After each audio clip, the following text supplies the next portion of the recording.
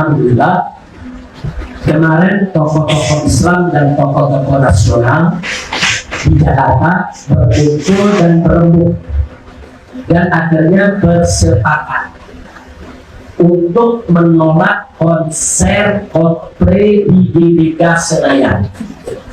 Ibu-ibu ini sebagai ustazah mesti tahu apa itu Coldplay. Nah, Coldplay ini Bu, grup band, grup musik dari Inggris, sangat terkenal, sering keliling dunia. Nah, mereka akan konser di Stadion Senayan, lapangan bola itu Bu. Tiketnya dijual sudah lebih dari 70.000 yang habis. Nah, kita tidak pernah anti konser. Selama ini kan ada konser musik, ada konser seni, konser budaya. Umat Islam nggak pernah usil. Ada konser artis dari Korea waktu itu, artis dari Jepang, artis dari Amerika. Kita tidak pernah usil.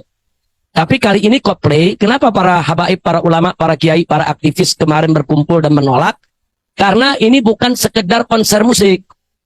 Coldplay ini adalah grup band dari Inggris yang menjadi propagandis LGBT. Ibu tahu LGBT Bu ya? L-nya itu lesbian, G-nya itu gay, homo Bu. Kemudian B-nya itu biseksual, kemudian T-nya itu transgender. Nah, supaya ibu-ibu tahu, dari mana para ulama kita itu tahu, oh grup band ini kok bisa-bisanya ulama pada tahu ini propagandis LGBT, sebab semua konser yang dilakukan oleh grup band Coldplay di seluruh dunia saat mereka tampil di Amerika, di Brazil, di Eropa, di Spanyol, di mana-mana, itu selalu mengibarkan bendera LGBT, bendera pelangi Bu. Jadi bajunya pakai baju pelangi, kemudian sepatunya, kaos kakinya, alat-alat musiknya, itu diwarnai semua warna-warna LGBT.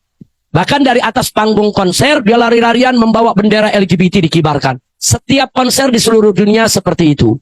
Dan nanti di luar gedung acara, dia pasang semua sepanjang jalan bendera-bendera lambang LGBT. Nah ini supaya ibu tahu. Jadi ini propagandis. Jadi bukan kita anti musiknya, bukan. Bukan kita anti seni budayanya, bukan. Yang kita anti yaitu propaganda LGBT. Nah kemudian ada lagi kejadian, waktu dia konser, dia undang tuh dari bawah penonton, ayo naik pasangan, homo. Lelaki, 2 orang naik, dua-duanya lelaki, yang satu berdiri, yang satu duduk, melamar sang kekasihnya. Jadi laki ngelamar lelaki.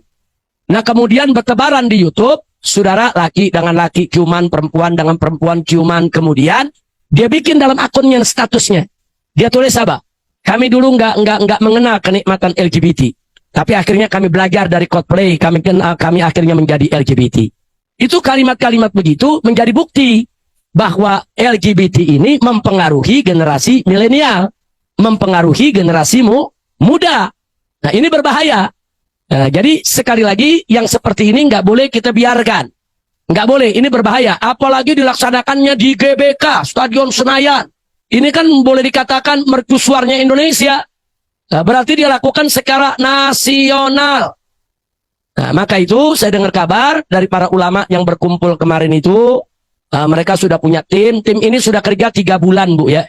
Sudah menyurati Menteri Pariwisata, yaitu Sandiaga Uno. Sandiaga Uno itu Menteri Pariwisata yang mengizinkan dan mau menggelar acara tersebut. Para ulama udah nyurati, saudara, ditolak, minta ketemu, ditolak. Dia nggak mau ketemu ya, Wak. Kemudian disurati lagi Menteri Menko Polhukam, Pak Mahfud. Disurati minta waktu, nggak dapat waktu sampai sekarang. Sementara acaranya 7 hari lagi, tanggal 15 November besok ini. Sekarang kita sudah tanggal 8 ini. Nah, tinggal 7 hari lagi. Kemudian Kapolri sudah disurati. DPR sudah diminta untuk ketemu. Enggak, DPR enggak terima. Jadi tim yang dibentuk oleh para ulama ini sudah keliling.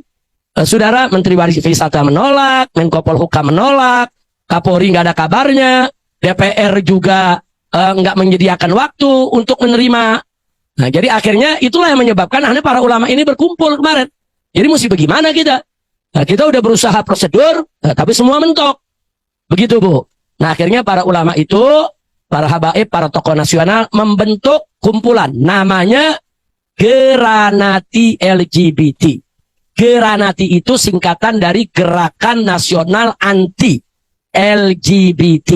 Nah, yang pimpin sebagai imamnya, sebagai panglimanya adalah Kiai Haji Muhyiddin Junaidi.